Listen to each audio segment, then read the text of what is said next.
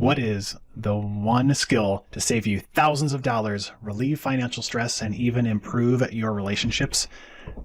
Budgeting. So what do you feel like when you think about budgeting? Do you feel like you're going to be limited because you've got this budget keeping you from spending what you want? Do you feel like it's going to cause you more financial stress? In reality, it does the complete opposite.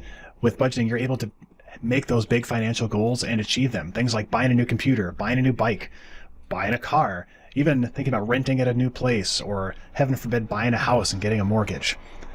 Better yet, do you want an extra $100,000? If you're able to start a budget and figure out how much you can contribute to retirement now instead of waiting 5 years, we're talking $100,000 extra money for you. And if that's not good enough, look at some of the top reasons for divorce in America, and you will see financial stress and financial problems being near the top. So your journey to financial freedom, it starts with learning how to budget. And so let's do it right here, right now. Hey there, I'm Grant in Career Services, and let's get started on a budget. Step 1, go to the NMU Financial Literacy page, found right here.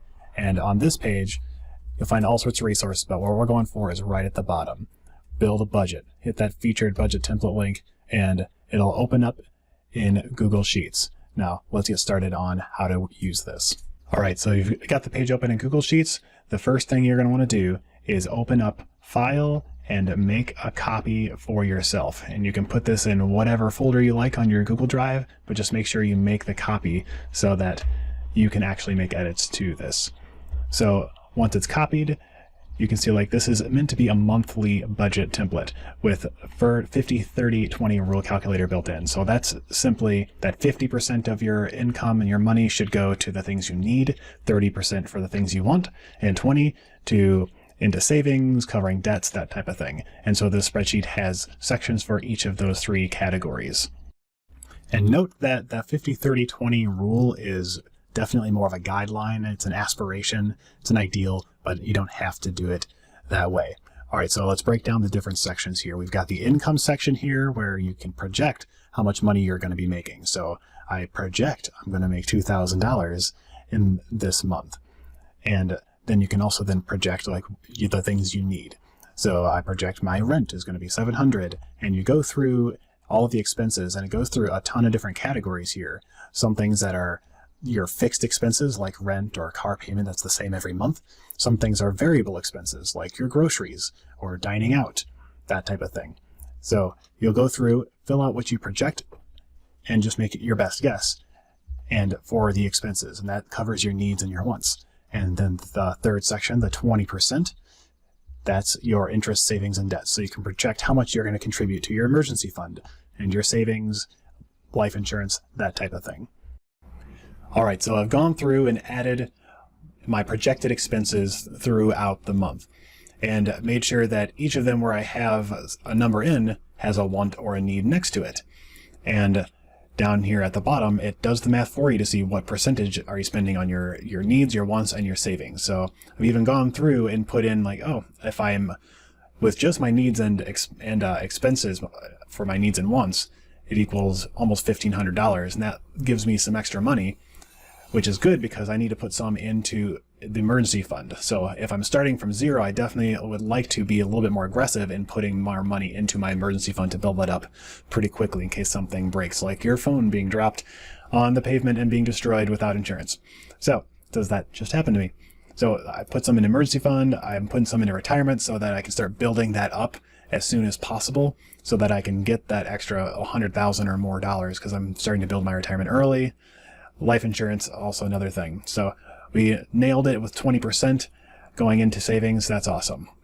But now it's time for the most important part of budgeting, and that's actually tracking your expenses and filling in this actual column.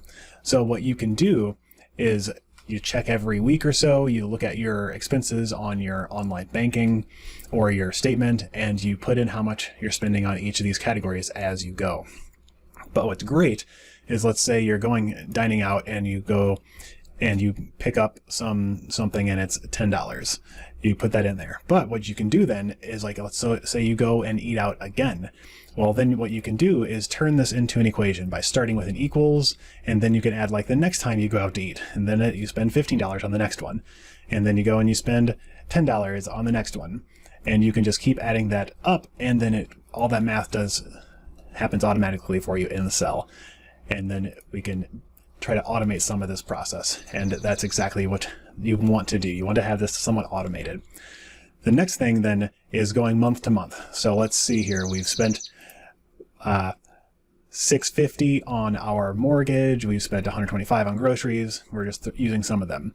And so when there is parentheses in the difference, that means you have extra money allocated to that category. So what you can do then is for this entire difference column is you can Control C, you can copy, you go to the next month, and you can put it in the actual, and you can Control Shift V and paste just the values. Alternatively, you can paste special after you right click and just paste the values only. And there you go. So that means you're starting with money. So that means when you're projecting the next month, if you've got extra money sitting there and it typically costs you $700, you only need to project that you're going to spend $650 in there. So, and that's how you can start to like build over month to month as you are, say you know that your let's say down here, your airfare, you put $10 in, you're not going on a vacation yet, so you have $10 rolling over. So we're going to copy and paste that into February's airfare. And then you put in another, you're going to project, well, I'm going to put in another $10 into that. And then it doesn't, so these two then add together. So now you have 20 saved up. And you can do that month to month, so that way over time you are building money in that category. So when you actually go on vacation, you have some money saved up that you can pull from. And that's where your actual financial goals, your big purchases become a reality, and you don't have to rely on debt. And that's how you win at budgeting.